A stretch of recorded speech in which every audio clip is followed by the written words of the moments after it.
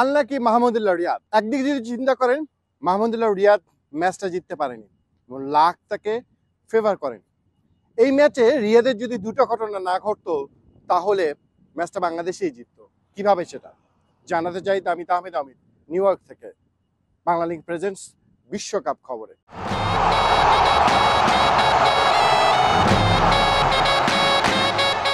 যেটা বলছিলাম, মাহমুদুল্লাহ দুটো ঘটনা, সেটা হচ্ছে এই যে দক্ষিণ আফ্রিকার বিপক্ষে রোমাঞ্চকর এক ম্যাচ যেটা হেরে গেছে বাংলাদেশ 4 রানে, সেটা নাও হতে পারতো। কিভাবে? প্রথমটা চিন্তা করেন, মাহমুদুল্লাহ রিয়াদের একটা এলবিডব্লিউ দেওয়া হয়েছিল, আম্পায়ার দিয়েছিলেন এলবিডব্লিউ, তারপর রিভিউ নিয়েছিলেন মাহমুদুল্লাহ রিয়াদ।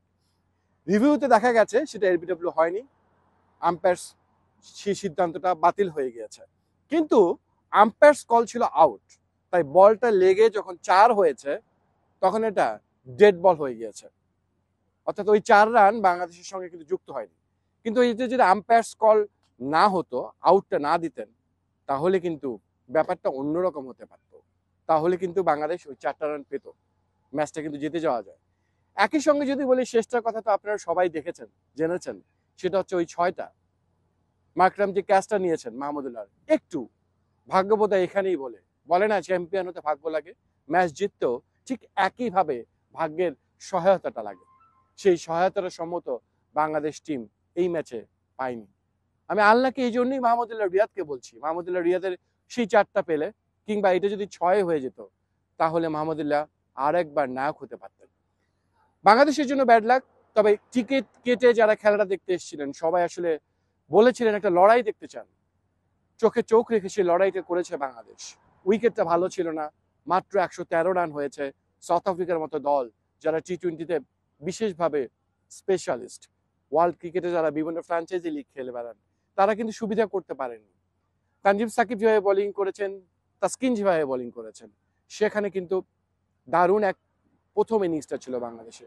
পরের ইনিংসটাও ছিল, তাহিদ হৃদয় দারুণ খেলছিলেন, মাহমুদুল্লাহ খেলছিলেন, কিন্তু কথাই বলেন ওই যে ভাগ্য, সেটা বাংলাদেশের সহায় হয়নি। সাকিব আল হাসান আজকে মাত্র 1টি ওভার করেছেন, ব্যাটিংটাও ভালো যাচ্ছে না। সাকিবের এই ফর্মটা নিয়ে অনেক কথাবার্তা হচ্ছে টি-20তে, বিশেষ করে টি-20তে সাকিব মানে অন্য কিছু, সেটা দেখা যায়নি।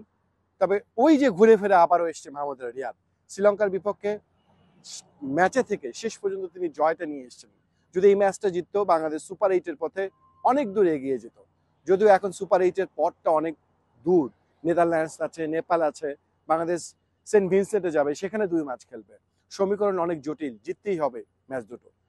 তবে যে আত্মবিশ্বাস, এই ম্যাচ হারার পরও বাংলাদেশ দল যে আত্মবিশ্বাসটা পেয়েছে, নিশ্চিতভাবে বড় প্রেরণা হবে বাংলাদেশের জন্য।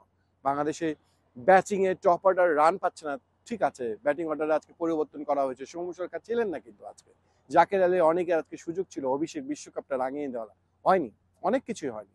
কিন্তু যা কিছু হয়েছে, বোলিং যদি বলেন, বডি ল্যাঙ্গুয়েজ যদি বলেন, সবকিছু মিলে অনেক বড় প্রাপ্তিটাই থাক বাংলাদেশের দলের জন্য।